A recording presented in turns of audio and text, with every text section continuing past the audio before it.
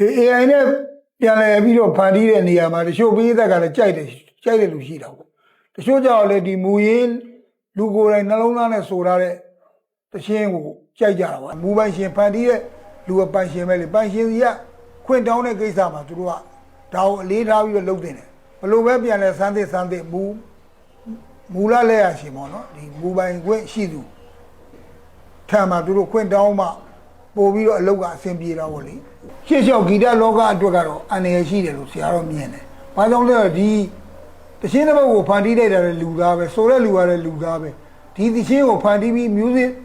တီးကတဲ့ musician တွေရတဲ့လူသားတွေရဲ့ဖန်တီးမှုအရေးမြစ်ကတဖြည်းဖြည်းနဲ့ပျောက်ပြီးတော့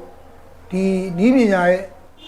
ဖန်တီးမှုကကြီးစိုးသွားရင်တော့ဒီလူသားတွေအားလုံးကမူရင်းလုပ်တဲ့ဖန်တီးတဲ့လူတွေအားလုံးကဘေးရောက်သွားမယ်လို့ဆရာတော်အဲ့လိုတဲ့တယ်ပဲမြင်တယ်နော်ဆရာတော်က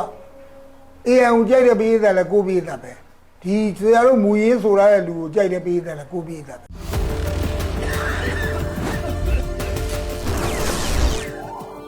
ဟာယောဒီမှာ MS Mail Remover နန်ဆိုးများကိုဖယ်ရှားဖို့ Aman ကိုသာဆောင်ထားစို့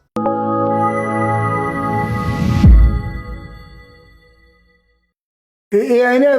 ပြန်လည်ပြီးတော့ဖန်တီးတဲ့နေရာမှာတချို့ပေးသက်ကလည်းကြိုက်တယ်လူရှိတာပေါ့တချို့ကြောင့်လည်းဒီမူရင်း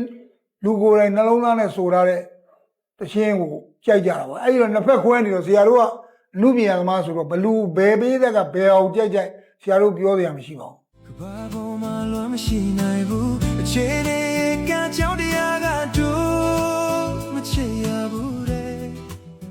အဲ့ဒါကတော့ဆရာတို့ကစိုးရိမ်စိတ်တော့ရှိတာပေါ့ဒီ AI ကဆရာတို့သချင်းတွေကိုပြန်လဲဖန်တီးမယ်ဆိုရင်သူတို့ဂီတမြန်မာနိုင်ငံဂီတအစည်းအရုံးဘဝကလည်းစာထုတ်ထားတာပဲလေမူပိုင်ခွင့်နဲ့ပတ်သက်ပြီးဒီပိုင်ရှင်တွေကိုသူတို့အကြောင်းကြားပြီးတော့ခွင့်ပြုချက်တောင်းယူသင့်တယ်လို့ထင်တယ်နော်နောက်တစ်ခုကဒီ AI တားကြီးဆိုတော့ AI ကတော့လူဖန်တီးတာပေါ့လေဒါပေမဲ့ AI ကိုဖန်တီးတဲ့ပညာသိပ္ပံပညာရှင်တွေကတော့ဒီလူသားအရင်းမြစ်ကိုပျောက်သွားအောင်ပျောက်ဆုံးသွားအောင်လုပ်ထားတာတော့မဟုတ်ဘူးသူတို့အသုံးချနေတော့မူတည်တာပေါ့လေ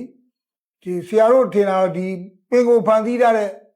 ဒီအရင်ဆုံးဖန်တီးတဲ့မူပိုင်ခွင့်ရှိသူတိုင်းကတော့ဒါကိုသဘောကျလို့ရှိလို့အေးသက်ကုန်ခဲ့ပြီးတော့သူတို့ကဘာမှမပြောဘဲနဲ့နေတာရှိတာပေါ့အဲ AI ကတော့ခုနပြောလို့လုပ်တဲ့လူတွေကသူတို့ပြန်တင်တဲ့အခါကျတော့ YouTube တွေမှာပဲတင်ရင်လည်းသူတို့အကျိုးမဲ့လည်းသူတို့ရှိနေတာပေါ့အဲ့လိုလုပ်တယ်ဆိုရင်ဒီမူရင်းတွေကိုဒီကအစည်းအဝေးထုတ်ပြန်လာတဲ့အတိုင်းလိုက်နာပြီးတော့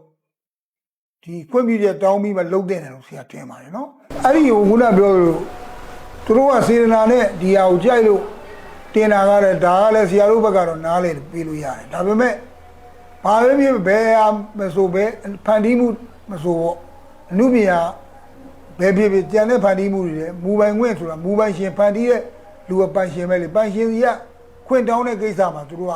ဒါကိုအလေးထားပြီးတော့လုပ်တင်တယ်ဘလို့ပဲပြန်လဲစမ်းသစ်မူလလက်ရရှင်ပေါ့နော်ဒီမူပိုင်ခွင့်ရှိသူထံမှာသူတို့ခွင့်တောင်းမှပို့ပြီးတော့အလုပ်ကအဆင်ပြေတော့ဗောလေအဲ့လိုတော့မြင်တယ်ပေးသက်အနေနဲ့ဆရာတို့က